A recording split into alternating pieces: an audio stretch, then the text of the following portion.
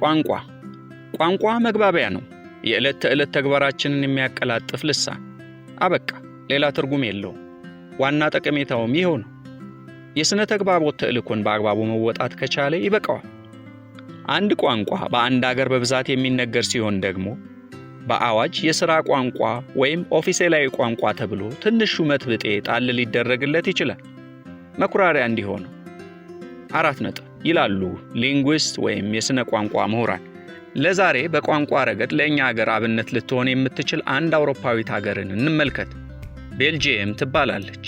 ቤልጂየም ሩዋንዳ ላይ ለተፈጠረው እልቂት ተጠያቂ ናት የሚል ክስ በተደጋጋሚ ይቀርብባታል።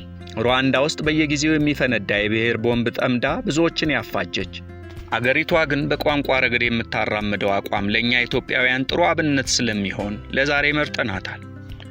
ቤልጂየም በሰሜን ምዕራብ አውሮፓ ትገኛለች። የሕዝብ ቁጥሯ በዚህ በያዝነው በ2022 ዓ.ም 11,535,000 ይሆናል። የኢትዮጵያን 1/10ኛ መሆኑን እንያዝ። ሕገ መንግሥታዊ የዘውድ አገዛዝ ወይም ኮንስቲቱሽናል ሞናርኪ የምትከተለው ስነ መንግሥት ሥርዓት ነው። እንደ አውሮፓውያን አቆጣጠር በ1830 ዓ.ም ከቀኝ አገዛዝ ነፃ ወጥታለች።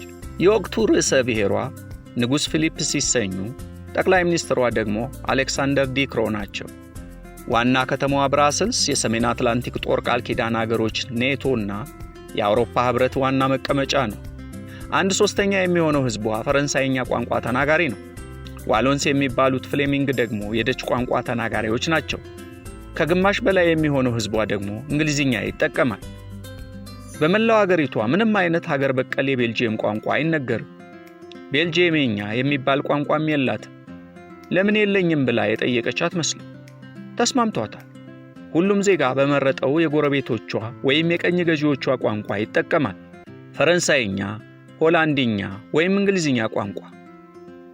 መንግሥት ይህንን ቋንቋ ተጠቀሙ፣ ያንን አትጠቀሙ አይልም። እነርሱ መግባቢያ አግኝተዋል። አበቃ፣ ጨረሱ። በቋንቋ ምክንያት ምንም አይነት የጎላ ችግር የለም።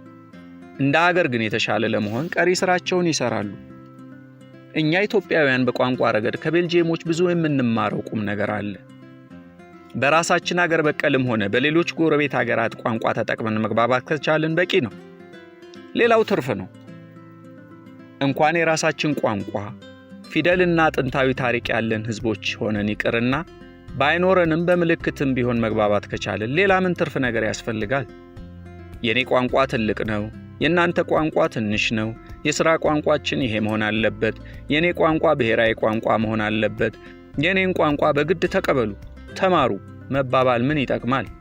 እንግሊዝኛ ቋንቋ ታላቅና 1/3 የሚሆኑ የዓለም ሀገራት ኦፊሴላዊ ቋንቋ ቢሆንም ዩናይትድ ኪንግደም ግን በገዛ ሀገሯ እንግሊዝኛ ኦፊሴላዊ ቋንቋዬ ነው ብላ በይፋ አላወጀችም።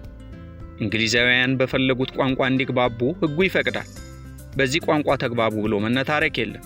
እንግሊዝኛ ቋንቋን ለማሳደግና ተወዳጅ ለማድረግ ከፍተኛ በጀት መድበው ጥናት ያካሂዳሉ፣ ያስተዋውቃሉ፣ ሌሎች እንዲጠቀሙበት በጥበብ ያግባባሉ። ማስገደድ ግን የለችም። ታይላንድ ደግሞ አለችላችሁ። ታይላንድ ውስጥ አንድ ሰው ንጉሳዊው ቤተሰብ ጋር ለማውራት ወይም ለመጻጻፍ የተለየ የዘውዳውያን የቋንቋ አገባብ ዘዬ ወይም ዳያሌክት ማወቅ የግድ ነው ይላሉ። ቋንቋ ግን ጥንተ ተፈጥሮ መግባቢያ ነው። መግባቢያ ደግሞ ቋንቋ ነው። ሌላ የለም። አይበቃም? ለዛሬ ይቆየን።